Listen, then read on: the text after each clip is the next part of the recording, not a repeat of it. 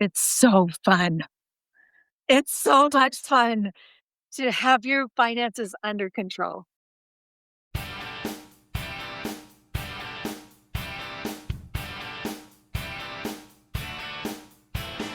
Welcome, friends, to We Thrive Life, the podcast where we ask real questions, get real answers, and share real experiences. Thank you for joining us. Today, we will be talking about budgeting basics. With us today is Mary Saylor, educator, speaker, and founder of 10X Teaching. With over 15 years in the classroom, Mary has helped hundreds of students build confidence and real-world skills. And now she's bringing that same practical, no-shame approach to money. After paying off debt and building 6 months of savings on a teacher's salary, Mary realized budgeting isn't about restriction, it's about emotional resilience, mindset, and creating a simple structure that works. Mary now helps educators simplify their finances, reduce stress, and build systems that actually work in real life. So, Mary, let's start by telling me a bit about your story and about starting 10X Teaching. Well, it happened a few years ago. I was working at a high school in southern Utah called Launch High School, and it was this really innovative, different approach to education. We taught the Stanford design model, the Stanford engineering design model to our students to help them learn how to take an innovative approach to life. And they had to do projects every semester. And I had this group of students who started when they were freshmen, and for one of their projects, they wanted to start a nonprofit organization to help teens in our community, which was amazing. And I was so inspired by them that I wanted to do something to help them raise money. And so I said, well, what can I do? And along the way, I also had lots of other students who were wanting to start all these different businesses. And so to help my students, I had to start researching and learning more about business. And I just kind of got the bug. So those two things, I caught the bug. I wanted to explore more about learning how to build a business, but I also wanted to help my students. And so I said, well, I'm going to start 10X Teaching because I know about teaching. And if I can use what I know, raise some money or earn some money, then I can start contributing to my students. So it all started from this desire that I had to help my students fund their nonprofit. What was your financial situation when you first realized something had to change? Well, you really want to go back there, huh? Well, it might have been the time when we were just married for maybe a year and a half or so, and we had a little baby. She was 6 months old, and we were broke. My husband had started a new job, but we had about 2 weeks before he was gonna get a paycheck, and we literally had maybe $20 to our name. And I don't even think it was that much. We maybe had 5 or $6 to our name. We had a little bit of canned goods in our home, but we did not have enough money to buy another package of diapers, and we did not know what to do. And we were young and kind of prideful, and our parents had told us to wait and not get married so fast and not have babies so fast. So we didn't want to ask our family for help. So we sold our living room furniture in order to buy diapers. And we lived without any furniture. We didn't have a couch. We just had kitchen chairs to sit on. We lived with no living room furniture for almost a year because we had sold it. That's how broke we were. So that was probably the first clue in our married life that we weren't managing our money very well. But I would say from that moment, we struggled and were really poor for a long, long time. But even if we go maybe 20 or 25 years after that moment, when we were that broke, my husband was making well over 6 figures with his salary. I was a teacher at that point, but my teaching income was just kind of the extra, the play money that we used. And my husband was making really good income. So between the two of us, we were making great money, but we still lived paycheck to paycheck. We still had nothing in savings. We still had over $30,000 in debt outside of our home. And we still fought and stressed about money all of the time. So it was a long stretch for us. It was a long, lonely road. It was really hard. We almost broke up over it, over the money battles. But we finally figured out that that we had to that we had to change. I guess really the rock bottom moment for us was when my husband got sick. He was working for an oil company out in North Dakota and called me from the ER one day. He couldn't walk, he could hardly breathe. He was in really, really bad shape. And he ended up being diagnosed with an autoimmune disease. And it's been debilitating and really hard for him. And he ended up having to leave that job because he couldn't keep up with the physical demands of working in the oil fields. And so within just about 6 weeks, I became the primary wage earner on a teacher's salary. We lost over $100,000 of income almost overnight. And I guess it was that desperation then, after all those years of just living paycheck to paycheck and trying to figure things out. It was that desperation of saying, how are we going to survive? How are we going to keep our home? How are we going to feed our kids on a teacher's salary? And we just had to figure it out. And that's when we started taking a radically different approach to budgeting. When you started budgeting, what did you get wrong at first? Oh my gosh. Everything. When we started. Okay, so in that 25-year span where we were terrible at it, you know, we studied budgeting a lot. We read a ton of books. We listened to podcasts for years about budgeting because it was a common stressor for us. But everything we read and everything we studied took such a logical approach. Everything was about the numbers. How do you track your spending? How do you put money into savings? How do you? Everything was about numbers. But money is not logical. I mean, on the surface it is, right? But money is one of the biggest triggers for an emotional response that human beings have. Money makes us feel excited and happy when we have it or when it comes in. It makes us feel guilty. It makes us feel ashamed. It makes us feel weird. It makes us feel frustrated, angry. So many emotions are wrapped up in money, but nobody wants to talk about the emotions of it. So the biggest mistake I made with budgeting was trying to only take a logical approach. Once I realized that I had to fix my emotions around money, all of a sudden things started to work for me. I had to heal a lot of the negative emotions that I had, and that, in my generation, nobody talks about those things. Your generation, I think, is one of the most emotionally intelligent generations we've ever had on the planet because you guys have grown up hearing about it and learning about it. It's just common. You know that emotions cause things to happen, and that can sometimes interfere with our thought process and the actions that we take. Well, I never grew up with any of that. It was always just, like, behave, sit down, eat your vegetables kind of a thing, right? But I had to learn, I had to, I had to learn why I was so emotionally triggered around money. And I had to heal a lot of things and work through a lot of things that were holding me back and keeping me from being successful. At the simple logical part of budgeting, really budgeting is fifth or sixth grade math, right? Is adding and subtracting. It's not hard to do the logical part. It's really hard to do the emotional part of money.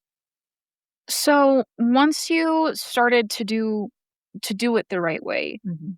how long did it take you to become debt free and build those savings? Well, once I dug into the emotions that I was struggling with around money, and one of my biggest breakthroughs was I was doing research for a book that I was writing, and it was it was a book about this spiritual journey that I was on. Anyway, part of the research that I had done was about money from a biblical sense.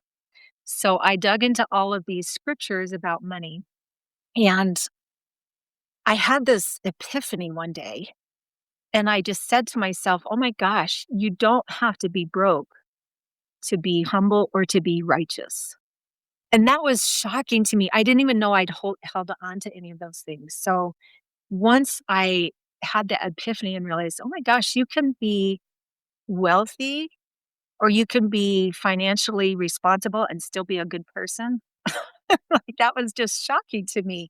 And once I had that breakthrough, within a couple of years, we were out of debt. And I think it took us about 6 more months after that to get our 6 month fully funded emergency fund. But I had to have that breakthrough. That was part of my story, that people who were rich or who had a decent amount of money must be jerks in some way. And that was just this lie that I had somehow internalized. And I had to let all of that go. And it was amazing. Once that happened, once I had that breakthrough, in that next year, all of these crazy things started happening. I I literally started writing down, I think just a month after I'd had that breakthrough, and started letting go of all of those feelings that money was evil in some way. The first month of January, I think it was like January 15th, we got a check in the mail from their insurance that we had overpaid something the year before, and it was for like $2,200. And I was like, "What?" That was weird. It was so weird to me that I actually grabbed a little notebook and I wrote it down. And then, like, 2 weeks later, we got another check from the insurance for, like, $800. I was like, "What the heck are we overpaying on our insurance?" Like, it was just weird.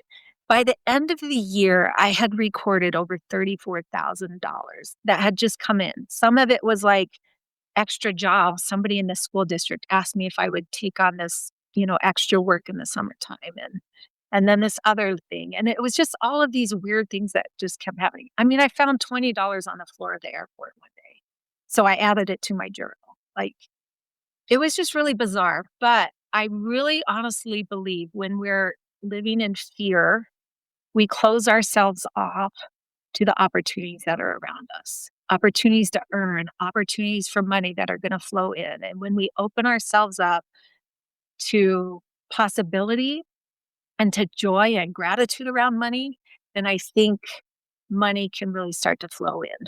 And I mean, for me, it absolutely did. So once I opened myself up, $34,000 worth of opportunities came into my life within 1 year. None of it had anything to do with my income, nothing. But it was opportunities that allowed us to start chipping away at our debt. And then we started to apply all the budgeting principles that we had learned over 10 years of studying about budgeting when it never worked. And all of a sudden, things started to work for us. And it was really fun and exciting to see. And maybe this is a little bit too boo boo for you. I don't know. If you just wanted like straightforward budgeting, boring stuff, then there's so many things out there like that. My budgeting experience didn't work with any of that stuff. I had to get into the woo woo in order for the logic to work. In your opinion, what is the biggest money mistake you specifically see college students making? I think there's two main ones that I see. One, they just avoid budgeting altogether. And I'm speaking from my own experience as a college student and from my kids and other college kids that I know. They just don't do it at all, period. Avoid it. Don't pay attention to their paycheck. Don't pay attention to their spending. Money comes in, money goes out, and they have no idea where it's gone. That's a big one. Tracking your spending, tracking your earnings. That's like the basic budget, as basic as you can get, just knowing where you're spending your money. The other big budgeting mistake or money mistake that I see young people make is not having clear boundaries or healthy boundaries around their money. I see a lot of young kids blurring the boundaries with family members or with friends when it comes to money. Too freely giving money, borrowing money, giving money, borrowing money, instead of maintaining those healthy boundaries. Your money is your stewardship. It's your responsibility. And it's not your responsibility to fix your roommate's mistake if he or she wasn't managing their money well. and they got in a bind. That is not your responsibility to fix that. It can cause a lot of heartache and conflict between people. And I see it happen too much with family members or with friends and roommates when they're not managing their money well. Um, I think I think kids need to learn the language of healthy money boundaries. I'm so sorry that's happening to you, but I've got to take care of my own responsibilities. So I can't lend you that $30 right now.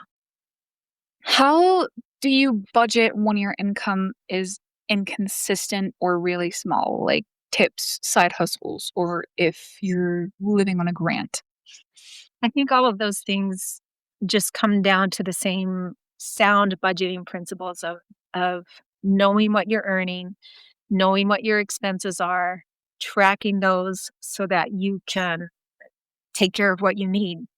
If your money is inconsistent, then you're going to have to be really good and disciplined at not spending more than you need to. You need to be locked in on what your expenses are, know what those are. And if you have more income on one month than you need for your expenses, then you're going to need to make sure that you're putting some of that away for a month when maybe you're not going to get as many tips.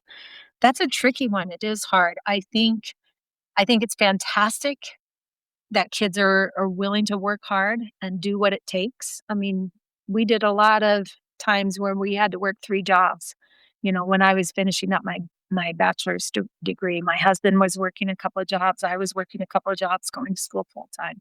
Sometimes you just grit your teeth and do what you have to do, and it's fantastic if people are doing that. I think we wouldn't have had to work as hard if we had just been tracking our spending and known where our money was going. We paid a lot of stupid tax, so if money's tight or if it's not consistent, you have to step up and be more disciplined, which again might require you to do some internal reflection about why you're not.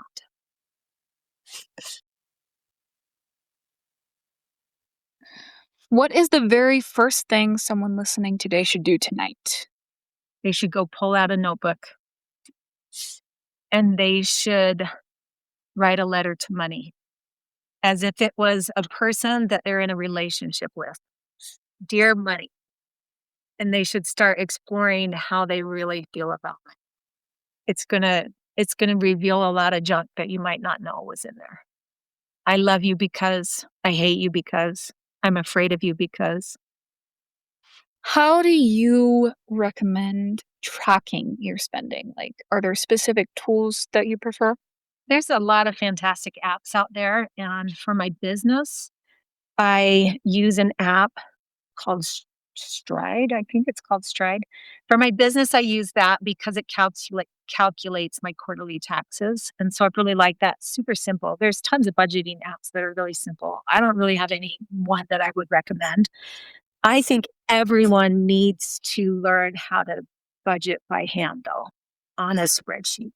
My husband and I, every week, we sit down together and we update our spending for the week. And we look at where we're at for the month. And we have a great council about it. How are we doing? Where do we have extra funds? Where can we put more in savings this month? Can we put more in our vacation spending this month? So we just have a spreadsheet that we use. And what I like about having this spreadsheet is it gives us the big picture. A lot of the apps, it's really easy to just calculate what you did, but it doesn't always it's not as always easy to see the big picture of where you're spending and where you might be overspending. So the apps are fantastic. If you have one, great. I mean, use it. But you can track your spending just on a spreadsheet or even with just a piece of notebook paper. I like to recommend to the teachers that I work with that you put a piece of notebook paper or some kind of a spending tracker. And I like to have it on the table right where you put your keys when you walk in the door. I tell people, get your receipts from everything you spent that day. And then when you come home to hang up your keys, pull those receipts out and just write it down. Because writing down your spending consistently is such an eye opener. The first time my husband and I did it for more than a month, we realized we had spent more that month going out to eat and going to the movies than we spent on our house payment. We thought we were broke. We were not. we had a lot of discretionary income that we wasted. We had no idea what we were spending until that month. And then we were like, oh, we have a lot of money to work with. Let's start working it in the right way. So I think just a simple, like, don't make it complicated. Whatever's going to work best for you. If you have a spreadsheet on your computer, use that. If you have a piece of notebook paper on your table where you put your keys, use that. Just whatever can be as simple as possible. I think anytime you can simplify it, make it easy for you, for what works for you. That's what you need in your. Going into a little more like technically about saving and spending, Yeah. what like percentages do you usually go with? Because there's different versions. Yeah.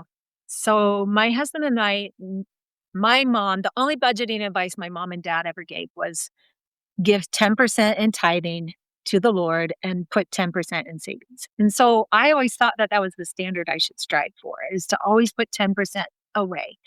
But sometimes we were too broke and we didn't have 10% to save. Sometimes we were too foolish. A lot of times we were too foolish. So when we started to be consistent at saving, our goal was always to save something every month. And we've saved something every month for many years now. And slowly that savings just has built up. So I don't have a specific percent. I think an ideal is that you save at least 10%. Here's what I do recommend. I recommend that you look at your expenses and that you see how much do you need if something were to happen to you and you didn't have your job for a little while. How much money would you need in savings to cover your basic expenses? I'm not talking about any DoorDash, period. Zero DoorDash, zero going out to eat. But I'm talking about, could you, get some oatmeal and some milk and get through, you know, through for a month or two on your savings? I say, look at that, calculate, figure out what is that number, the basic bare minimum that you need just to be able to have housing and have food. And then put that up somewhere. That's your first thing that you need to save.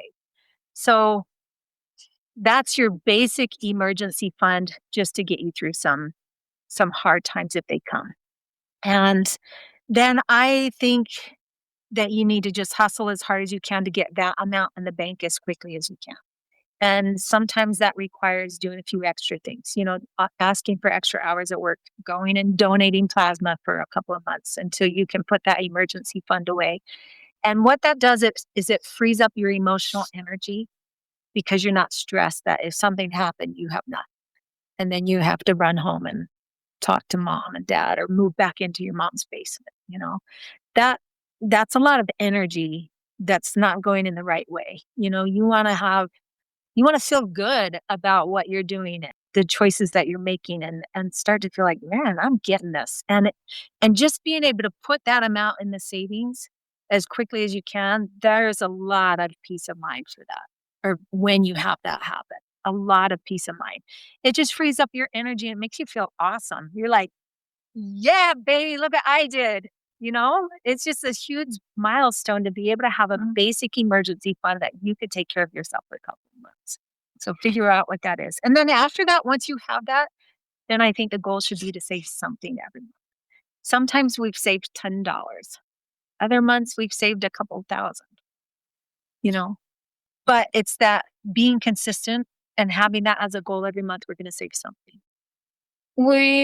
We've been talking a lot about like the emotions behind money. How do you rewire emotions or maybe specifically shame when it comes to money? Yeah.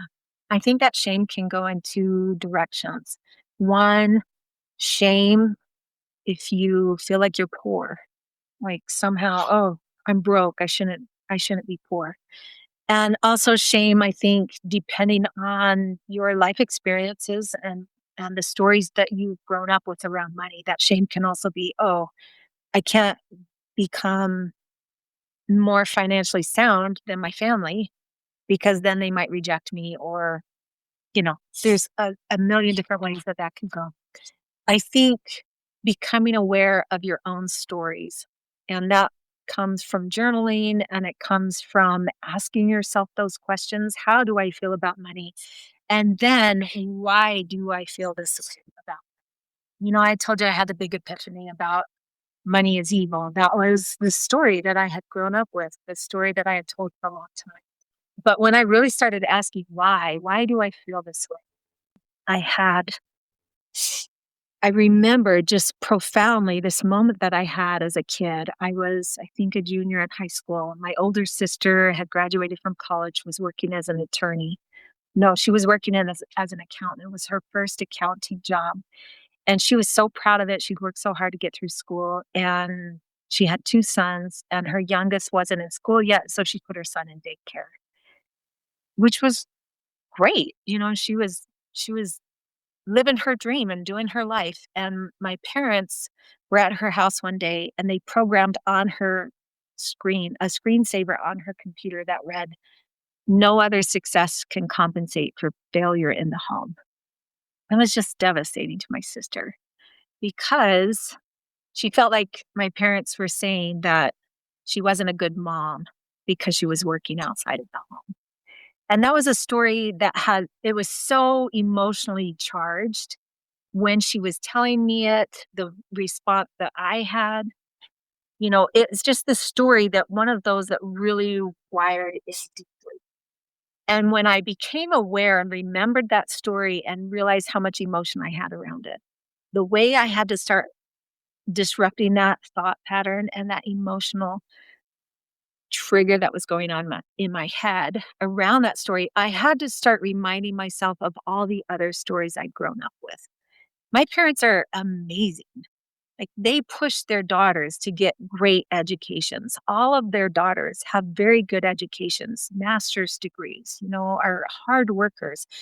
All of that came from them pushing us to be successful, to do well in school, to make sure that we got college degrees. We all had scholarships to go to school because my mom would sit at the table with us and work really hard with us on our homework, and our dad would help us with our math. And, you know, he was a chemist and he encouraged his daughters to go into the field of chemistry because he knew that there was this wide open field for women back in the 80s and 90s in the field of chemistry, that they were actively recruiting females for those.